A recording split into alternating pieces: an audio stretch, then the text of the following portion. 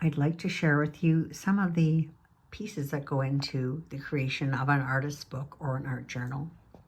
So this is my workspace, and normal things you would see on my table are things like coffee, which is used to dye and color things, and a lot of bits for sewing, cord for bookbinding, and a lot of fabric that's been dyed by me, most of it vintage. So this has been tea dyed, and this has been dyed with beet juice.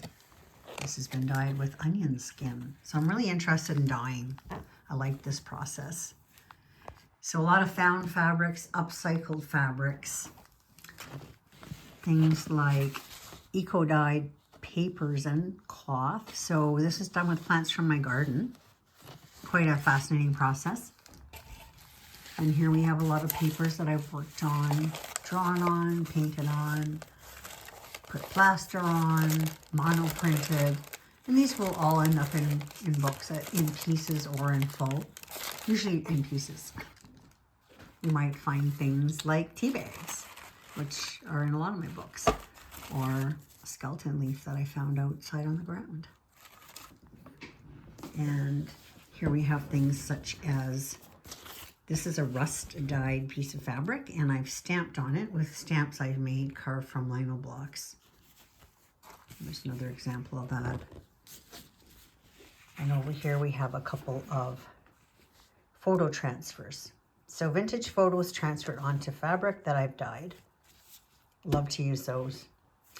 And I make a lot of these snippets of material, painted fabric, paper, all sewn together on the machine, and sometimes used in part or in whole.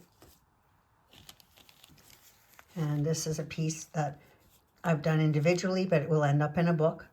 There's sewing, there's stitching, slow stitching, stamping from my own stamp.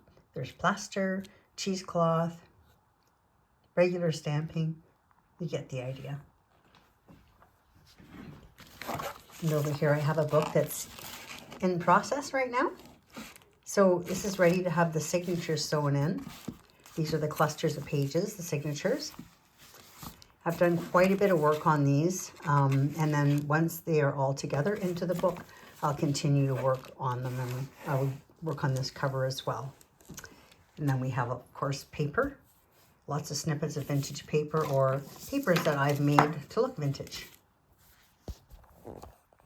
Book pages, music paper, that sort of thing. You'll find this book in the show.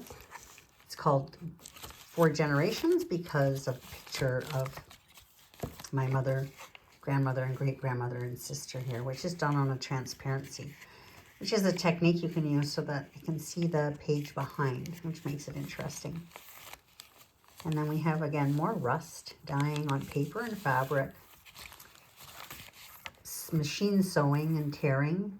There's that music paper I mentioned, cheesecloth, very old book from the early 1900s. This is an example of a tea bag that I've done a cloth transfer on with my mother when she was in high school. And some of those little snippets, such as this one, that's a part of one in there.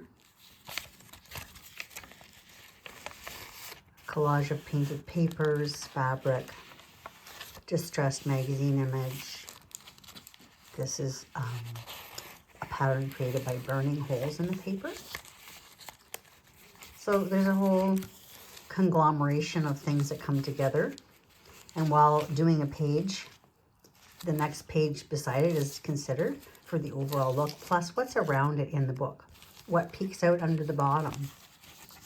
You know, when I look at this page, we see this from this page, and that's all part of the composition.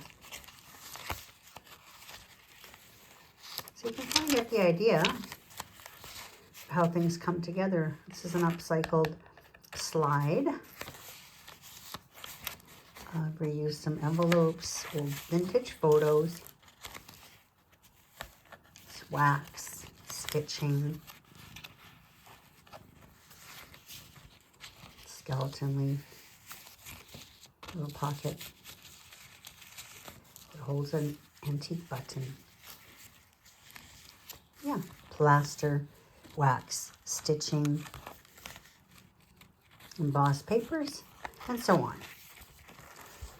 So thanks for taking a look.